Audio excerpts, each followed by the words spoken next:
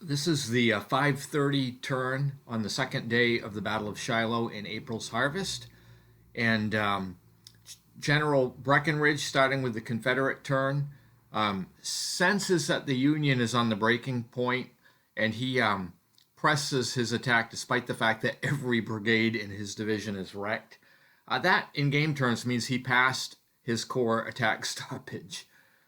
The Colonel Gibson's brigade offers some defensive fire to Breckinridge's units, and the Kentucky brigade is struck heavily at this time.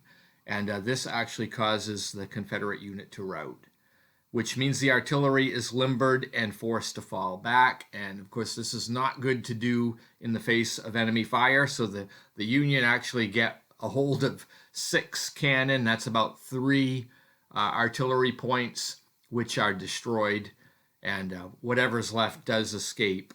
But the position is now very tenuous. Breckinridge has no units left to fire that are in position, but the general escapes himself. In other words, he passes his casualty check, and he gets to Noah Cantrell's farm, and he's got Bowen's brigade is there resting. Then we go to the Union portion of the term. This is not in the picture, but General Sherman finally decides to implement his orders, and he moves out and begins attacking on the secondary road west of Duncan Field. You can just barely see Duncan Field in the very top right of the picture, but he's on the other side of that. Also, General Lew Wallace continues his march westerly to try to get to Crescent Field, and he does arrive there, but he isn't able to establish any contact with the rebels that he was expecting there. Meanwhile, Hildebrand and McDowell's brigades move against the Confederate position on the east side of Water Oaks Pond. Again, this is off from the picture to the north, the top of the picture. Hildebrand in this fight does receive some contact and defensive fire, and he loses a straggler and becomes shaken and falls back. The rest of the 5th Division of Sherman is still out of range. And then way back over near the Indian Mounds, Aman's brigade recovers from its rout to a disorganized state. And that really brings the 5:30 turn to an end. You can see the Battle of Shiloh is starting to wind down here. But we'll go on to the 6 p.m. turn, starting with the Confederates. And this time, of course, as you would expect, Breckinridge fails his stoppage check. As I mentioned during the 5:30 turn, all of his brigades are wrecked. So there's no surprise there. The Confederate Army does control a number of locations, and it is unlikely that the Union is going to be able to make much progress from now until 6:30.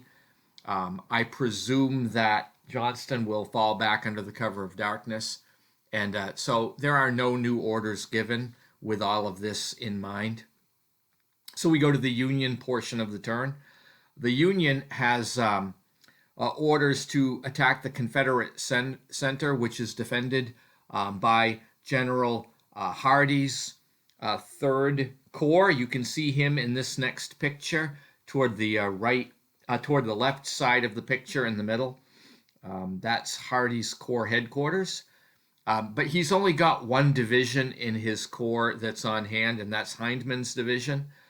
And Hindman is still relatively strong, but it's doubtful that the Union's going to be able to do too much about him at this late time in the day. You can see Sherman in the picture. He's in the center on the bottom of the picture. He is half-heartedly, I guess, ordering McDowell's units to move forward, and he extends lines, and McDowell, of course, receives defensive fire, and his brigade becomes shaken. But he is able to offer some offensive fire with his small arms, and he does get 3 hits on Shaver's brigade with his extended lines as well, along with some stragglers. But Shaver's brigade is still not wrecked.